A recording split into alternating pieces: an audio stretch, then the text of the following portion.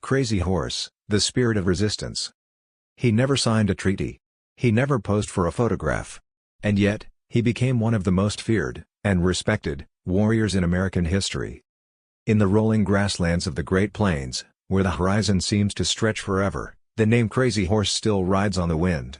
He was an Oglala Lakota war leader, a man of vision and silence, a guardian of his people in a time when the old world was crumbling. He fought not for fame, not for blood, but for survival. Crazy Horse never allowed his photograph to be taken. He shunned ceremony and politics. He lived not to be known, but to be free. Born around 1840, Crazy Horse was given the name Curly because of his light, wavy hair, a rare trait among the Lakota. His father, also named Crazy Horse, was a respected shaman. His mother, Rattling Blanket Woman, died when he was still a child. From a young age, Crazy Horse was different. Quiet. Thoughtful. A dreamer. In Lakota culture, young men would go on vision quests, fasting, praying, seeking signs. During one such quest, Crazy Horse received a powerful vision, a man riding into battle without paint, without adornment, with a lightning bolt on his cheek and a feather behind his head. This man was untouched by arrows or bullets. This vision became his code.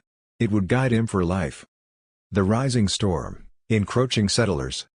The 1850s and 60s were a time of transformation and destruction for the Plains Trib. Treaties were made and broken. Settlers poured into native lands. The buffalo herds, sacred to the Lakota way of life, were being slaughtered. Crazy Horse watched it all. And he began to act.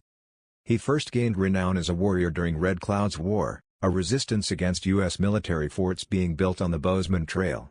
In 1866, Crazy Horse lured Captain William Fetterman and 80 soldiers into an ambush near Fort Phil Kearny.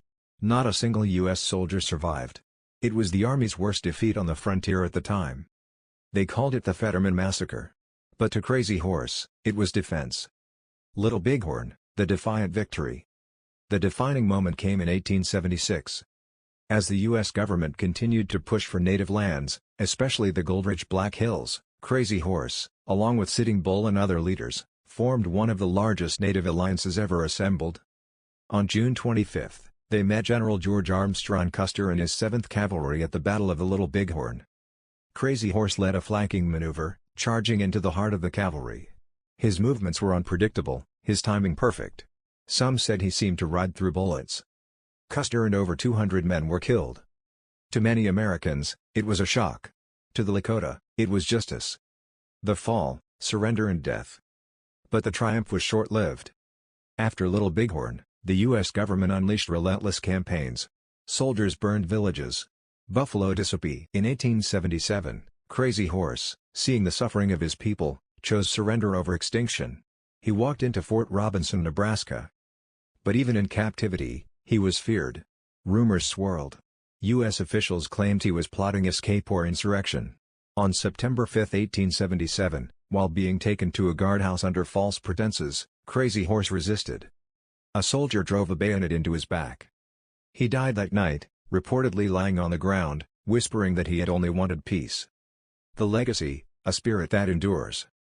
Crazy Horse was never captured in a photograph. He never signed a treaty. He spoke softly, rarely, and only when necessary. But his name would become thunder on the prairie. To the Lakota, he remains a symbol of resistance and honor. To historians, a figure both elusive and immortal. In the Black Hills, a mountain is being carved in his image. It is said to be the largest sculpture in the world, unfinished, like the story of his people. They called him a savage. But Crazy Horse was a tactician, a philosopher, a guardian of a vanishing way of life. And now, through the whispers of the wind, through the eyes of those who remember, he rides still.